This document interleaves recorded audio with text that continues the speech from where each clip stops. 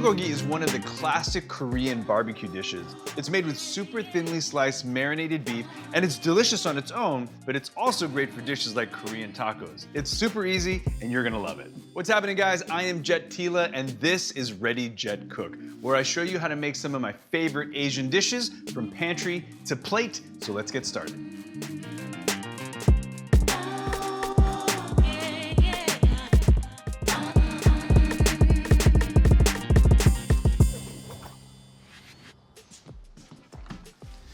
So I've picked up some ribeye steak, which is my favorite cut for bulgogi. And in order to get it really thinly sliced, I'm gonna go from refrigerator into freezer until it becomes almost frozen, so it slices up super thin. Okay, I need that, I need that. Sesame oil and gochujang, two critical ingredients in the Korean kitchen. Sesame oil, what you need to know. This is a flavoring oil, not a stir-fry oil, so it's only stable up to about 325 degrees. So start your cooking with high temperature oils, flavor with sesame oil, and that's exactly what we're gonna do today. Phenomenal flavor because it's pressed from roasted sesame seeds. So again, use it sparingly because it's got phenomenal flavor. It is delicious. So gochujang. Gochujang is the fundamental Korean chili sauce. It has sticky rice in it. It has sugar in it. So it has this really complete, sticky, sweet flavor, not just a spicy or spicy acidic flavor. And it's been slightly fermented to create even more umami flavor. If you can't find it, just add a little sugar, maybe even a little molasses to your favorite hot sauce, a pinch of salt, and you're good to go. All right, gochujang, sesame oil, stowed safe, but first we need to get to our kimchi. There's a universe of kimchis, right? And all that really means is a quick fermentation all the way to a long fermentation. These cucumber kimchis are very fast. You'll be eating kimchi within a day. So the first thing I need to do is soak my cucumbers in salted water. And what this is going to do is to kind of draw out the moisture and make them super crispy. So I've got some warm water here, and I'm just going to rain in some salt and whisk it until it clarifies. All right, saltwater bath done. I'm gonna show you how to prep our cucumbers. So like I was saying, there's overnight kimchi, like cucumber kimchi, all the way to fermenting vegetables for months and months, but this is a very quick and fast recipe. So the first thing I'm gonna do is cut off the ends of the cucumbers here. And then we're gonna cut these cucumbers right in half. So from here, I'm gonna actually cut little channels into the cucumbers to stuff all the deliciousness, like the chili powder, the scallions, etc. Check it out. So this is what I want you to do. I'm just gonna cut channels in and then quarter churn, just so I expose enough surface area to get all the deliciousness inside. Once you get proficient, you could do 2 in a row, and almost making a checkerboard pattern, just like that.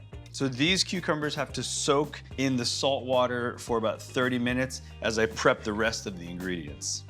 What happens is the salt water actually starts to cure these cucumbers, pulls the moisture out, and gets them nice and crispy. It also starts flavoring the cucumbers. So I'm gonna let that hang out. I'm gonna make this chili medley that gets pushed into the cucumbers. So firstly, I'm gonna do an onion into small dice, flattening out the root side, flattening out the top side. Half. We're always gonna peel in the half. And I'm always cutting in from not the root side, but that rainbow side. And I'm gonna bring the knife in, but not all the way through, 1/4 inch. Then I'm gonna come in towards the lines, 1/4 inch. And then finally do a 1/4 inch slice, which should disconnect all the pieces into 1/2 inch dice. Next, I've got some scallions. Get all the roots all matched up. Take them apart all in one. And then I'm gonna go 1/2 inch pieces. And usually you're gonna catch me cutting in bias slices. No need here. This actually goes into the kimchi.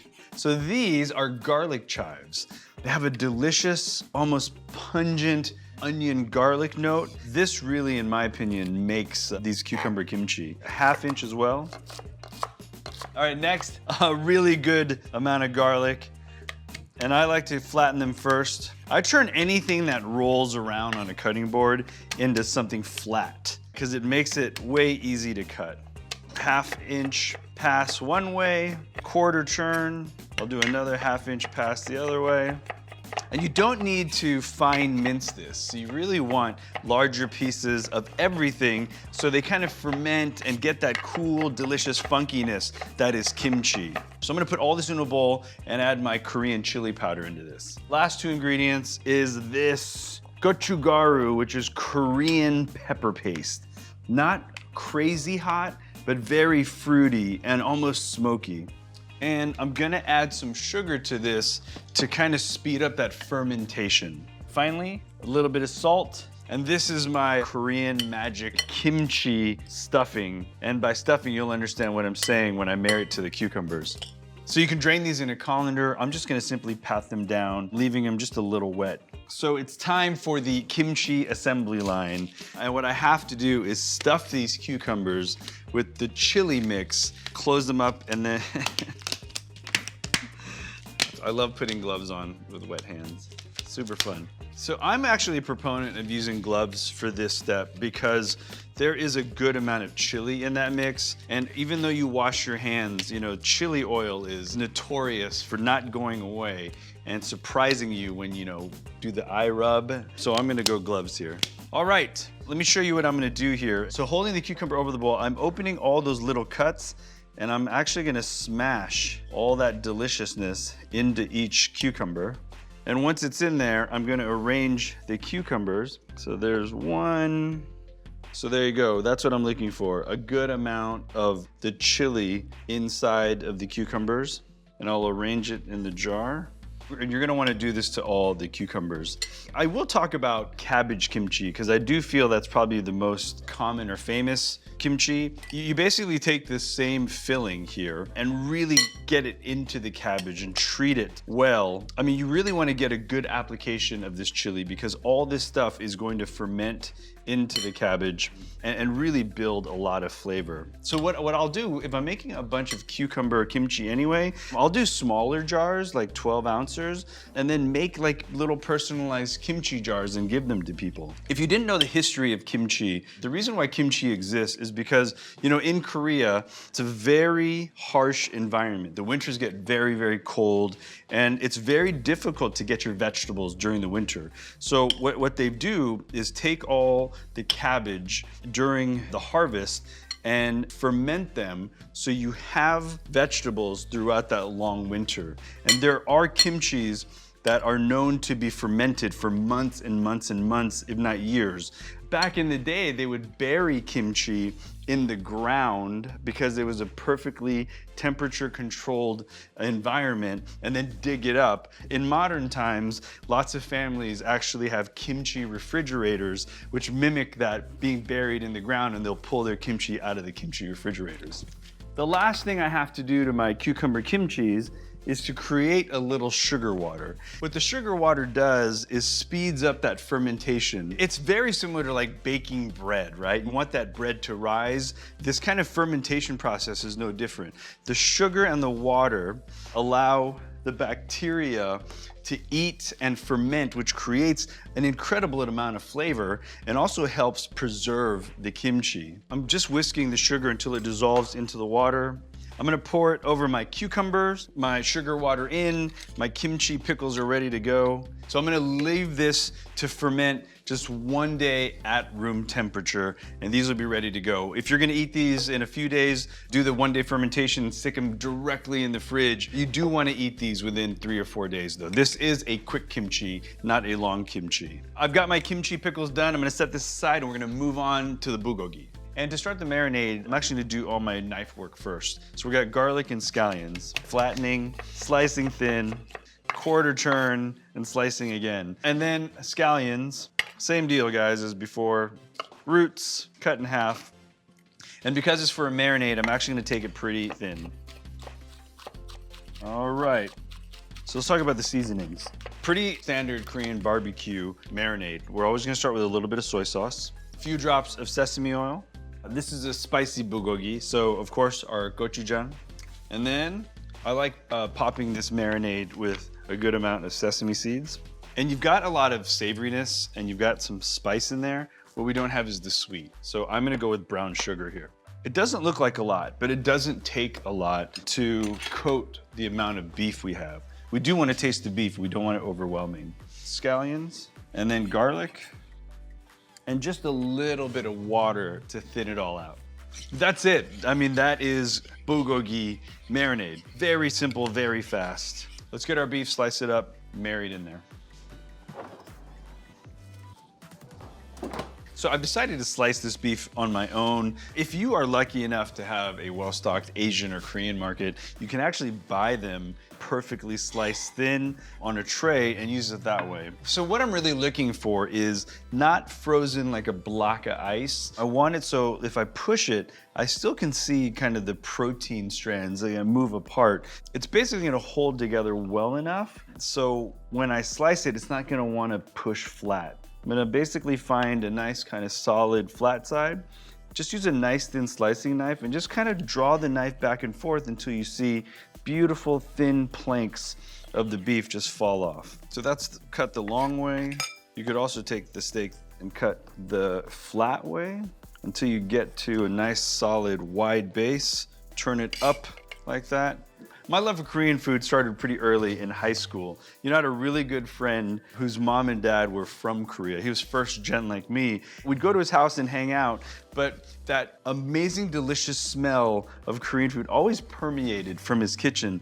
And I found myself over, the months or the years of our friendship, kind of going to his house to really hang out with his mom and dad while they were cooking.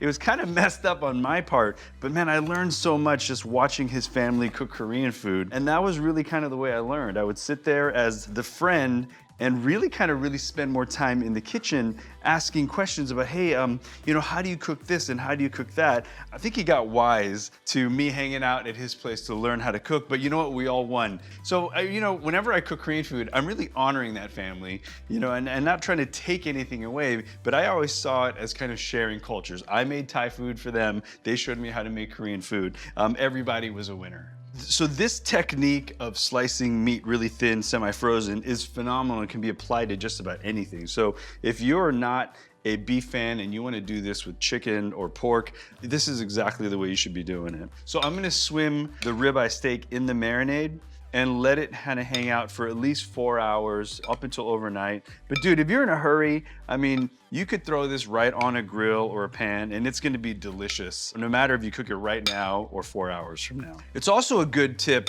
if you're wanting to get way ahead, let's say you're going on a camping trip or you're doing a potluck or a party, you could actually take a bunch of meat, marinate it like this, freeze it marinated in a zippy bag or in a container, take it to where you need to go, it slacks out, throw it on the grill, and you are super happy.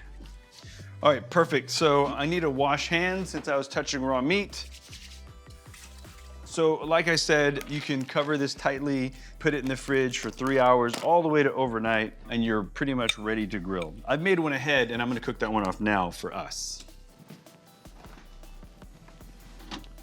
So here's the bulgogi I made ahead of time. I had raw meat here, so watch, I'm gonna do one of these, flip the board, and now I've got a perfectly clean side to plate on and work on. I'll clean it and sanitize it later, but I want a clean side to work on now. I'm making bulgogi in its cleanest, most delicious form. And also, if you ever had rice bowls, this would be the perfect topping to any rice bowl. So the way I'm gonna cook it is the way my friend's family did it, right on a hot skillet on the stove. So preheat your stove. You're gonna put just a little bit of high temperature oil in here. And I don't wanna grab too much marinade because it's kind of done its job already. So a tip I have for you to really get a good sear on the meat and not get too much smoke is just give it a quick dab, and then I'll throw it right into the pan. And this way we're gonna get a nice brown crust, because all that marinade, if it hits the pan, it's gonna get super smoky in here.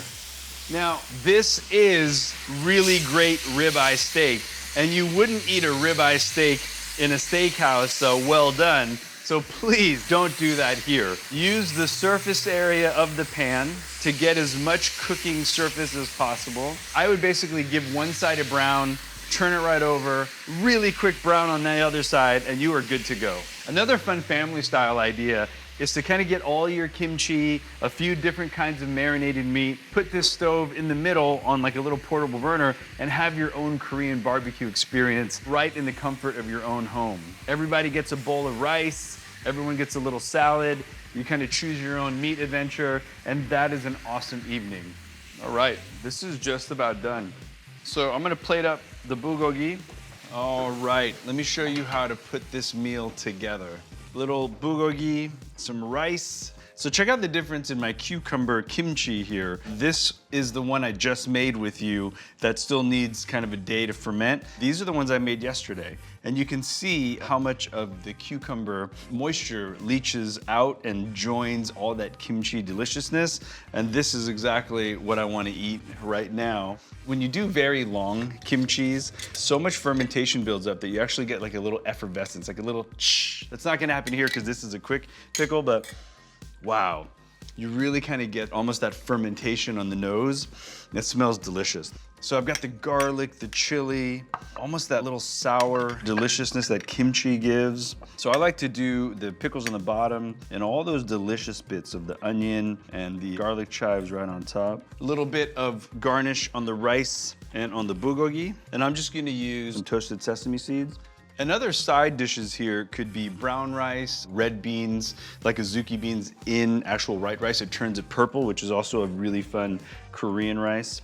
Little sesame seed there. And there you have it, family. The perfect bulgogi cucumber kimchi feast in the comfort of your own home. Toughest part of my job right here. That ribeye is sweet, it's spicy, it's garlicky. It is absolutely delicious. Almost effervescent, spicy. It is delicious. Well, I hope this really simple bulgogi and cucumber kimchi has inspired you to create a Korean feast in your home. We'll see you next time on Ready, Jet, Cook.